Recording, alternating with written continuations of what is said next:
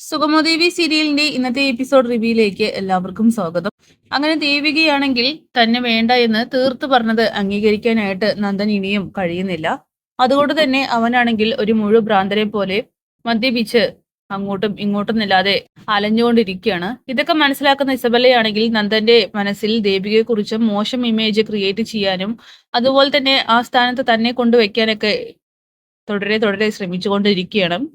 എന്തായാലും നന്ദൻ അതിലൊന്നും തന്നെ വഴങ്ങുന്നില്ല. അങ്ങനെ ദേവിയുടെ അച്ഛനാവട്ടെ, അതായത് മാധവൻ, നന്ദനെ കാണാനായിട്ട് പോകുന്നുണ്ട്. എന്നിട്ട് തന്റെ മോൾ എന്തിനെ ചതിച്ചെന്ന് ചോദിച്ചുകൊണ്ട് മാധവൻ ദേഷ്യപ്പെടുമ്പോൾ അറിയാതെ മാധവനെ തള്ളി താഴെ ഇടുകയാണ് നന്ദൻ ചെയ്യുന്നത്. അത് കണ്ടുകൊണ്ടാണ് നമ്മുടെ ഗിരീഷേട്ടനും വരുന്നത്. ഗിരിയേട്ടനാണ് തക്ക സമയത്ത് മാധവനെ വന്ന് രക്ഷിക്കുന്നതും ഹോസ്പിറ്റലിലേക്ക് കൊണ്ടുപോകുന്നതും. നന്ദനാണെങ്കിൽ സോറി എന്നൊക്കെ പറയുന്നുണ്ടെങ്കിലും ഇതിനുള്ള തുക പലിശയടക്കം നീ വീട്ടേണ്ടി വരുമെടാ എന്നൊക്കെ പറഞ്ഞുകൊണ്ട് ഗിരീഷേട്ടനാണെങ്കിൽ നന്ദനെ വെല്ലുവിളിച്ചുകൊണ്ട് പോകുന്നു. ഈ സമയം സകലത്തും നഷ്ടപ്പെട്ട നന്ദനാണെങ്കിൽ അങ്ങനെ നിൽക്കുകയാണ്. ഇസബല്ലയാണോട്ടെ നന്ദന്റെ ഫോണിലേക്ക് വിളിക്കുന്നുണ്ടെങ്കിലും അവനാണെങ്കിൽ അത് അറ്റൻഡ് ചെയ്യുന്നില്ല. പിന്നീട് ദേവികയെ അറിയിക്കുന്നുണ്ട് അച്ഛൻ ഹോസ്പിറ്റലിലാണെന്ന്. അങ്ങനെ ദേവിയും ശാരികയും രാധികയും ചേർന്ന് ഹോസ്പിറ്റലിലേക്ക് എത്തുന്നുണ്ട്. അവിടെ എത്തുമ്പോൾ തന്നെ കേൾക്കുന്ന ന്യൂസ് എന്ന് പറയുന്നത് മാധവന് വളരെയധികം സീരിയസ് ആണെന്നും ICUലേക്ക് ഷിഫ്റ്റ് ചെയ്യേണ്ടി വരുമെന്നൊക്കെയാണ്. ഇത് കേൾക്കുമ്പോൾ തന്നെ എല്ലാവരും ആകെ തകർന്നു പോകുന്നു.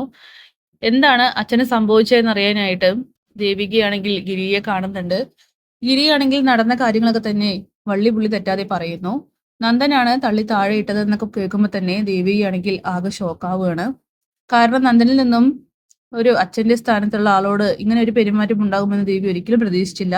മനഃപൂർവ്വം നന്ദൻ ദേവിയുടെ മേലെയുള്ള ദേഷ്യത്തിന് ചെയ്തതാണെന്ന് ദേവി തെറ്റിദ്ധരിക്കുകയാണ്. അങ്ങനെ ശാരിക പറയുന്നുണ്ട് നന്ദേട്ടന്റെ ഈ അതിക്രമങ്ങളൊക്കെ തന്നെ കുറച്ച് കൂടുന്നുണ്ട്, ഇതൊന്നും ശരിയല്ല, ഇതിനുള്ള തുക അയാൾക്ക് ഞാൻ കൊടുക്കുന്നുണ്ടെന്നൊക്കെ പറയുകയാണ്. എന്തായാലും ഈ സമയം ദേവിയാണെങ്കിൽ ആകെ പൊട്ടിക്കരയുന്നു. അങ്ങനെ ഇസബല്ലയാണെങ്കിൽ പല കണക്കുകൂട്ടലുകളും അപ്പൊ നടത്തുന്നുണ്ട്. അതായത് കെവിനോട് ഇസബല്ല പറയുന്നുണ്ട് ദേവിക ഉറപ്പായിട്ടും തെറ്റിദ്ധരിക്കുക തന്നെ ചെയ്യും. തന്നോടുള്ള ദേഷ്യത്തിന് തന്റെ അച്ഛനെ ദേഹോപദ്രവം ഏൽപ്പിച്ചു എന്ന് മാത്രമേ ദേവിക കരുതുള്ളൂ. അതുകൊണ്ട് തന്നെ ഡിവോഴ്സ് എത്രയും പെട്ടെന്ന് ഉണ്ടാകും. ഡിവോഴ്സ് നോട്ടീസ് അവൾ ഇപ്പൊ തന്നെ അയക്കും. നന്ദനെ അവൾ ഇനി ഒരു കാലത്തും അംഗീകരിക്കില്ല. അത് തനിക്ക് ഏറ്റവും ഉപകാരമുള്ള ഒരു കാര്യമാണെന്നും ആ സ്ഥാനത്ത് താൻ എങ്ങനെയെങ്കിലൊക്കെ ഇടിച്ചു കയറി ഇരിക്കുമെന്നൊക്കെ ഇസബല്ലയാണെങ്കിൽ കെവിനോട് പറയുന്നു. കെവിനും പറയുന്നുണ്ട് നിന്റെ ഒരുപാട് നാളത്തെ ആഗ്രഹമല്ലേ, അത് സാധിച്ചു. എന്തായാലും നന്ദൻ ഇപ്പോ എല്ലാം കൊണ്ടും പെട്ട അവസ്ഥയിലാണ്. അപ്പൊ മാനസികമായിട്ട് തകർന്നിരിക്കുകയാണ്. നീ വേണം ഇനി അവനെ കൂട്ടു നിൽക്കാനായിട്ടും അവനെ സമാധാനിപ്പിക്കാനൊക്കെ ആയിട്ട്. അതിന് ഞാൻ വിളിച്ചവൻ ഫോൺ പോലും എടുക്കുന്നില്ലല്ലോ. എന്തായാലും ഞാൻ അവനെ കാണുന്നുണ്ടെന്നൊക്കെ ഇസബല്ല പറയുന്നു. അങ്ങനെ നന്ദനാവട്ടെ ഓടിച്ചെന്ന് ഈ കാര്യങ്ങളൊക്കെ തന്നെ പ്രഭാവതിയോട് പറയുകയാണ്.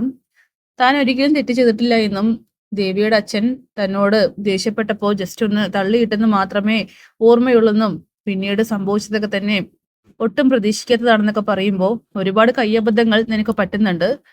നീ ഒരുപക്ഷെ ഇതൊക്കെ ചെയ്തത് അറിയാതെ ആയിരിക്കാം.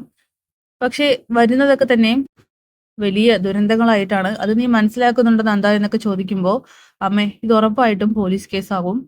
കാരണം ദേവിയുടെ അച്ഛന് സീരിയസ് ആണ്. ഗിരിയേട്ടൻ ഇത് കണ്ടിട്ടുണ്ട്. ഗിരിയേട്ടൻ എന്നെ അനിയനാണെന്നൊന്നും നോക്കില്ല. ഗിരിയേട്ടൻ സത്യത്തിന്റെ ഭാഗത്ത് മാത്രമേ നിൽക്കത്തുള്ളൂ. അതുകൊണ്ട് എനിക്ക് പേടിയാകുന്നു അമ്മേ. ഞാൻ ഇനി എന്ത് ചെയ്യും? ഏത് വഴിയിൽ പോയാലും എനിക്ക് ദുരന്തങ്ങൾ മാത്രമേ ഫേസ് ചെയ്യാനുള്ളൂ എന്നൊക്കെ പറഞ്ഞുകൊണ്ട് നന്ദനാണെങ്കിൽ പൊട്ടിക്കരയുന്നു. ഈ സമയം പ്രഭാവതി പറയുന്നുണ്ട് സാരല്ല, ഇനി വിഷമിക്കാതെ ഇരിക്കും എന്നൊക്കെ പറഞ്ഞ് സമാധാനിപ്പിക്കുകയാണ്. എന്തായാലും നന്ദനാണെങ്കിൽ ആകെ തകർന്ന അവസ്ഥയിലാണ്. ദേവികയാണെങ്കിൽ 100% നന്ദനെ തെറ്റിദ്ധരിക്കുന്നുണ്ട്. ഈ ഒരു അവസരങ്ങൾ മുതലെടുക്കാനായിട്ട് ഇസബല്ലയാണെങ്കിൽ ആർത്തി കൂട്ടുന്നു. എന്തായാലും കാത്തിരിക്കാം കിടിലൻ എപ്പിസോഡ്സിനായിട്ട്.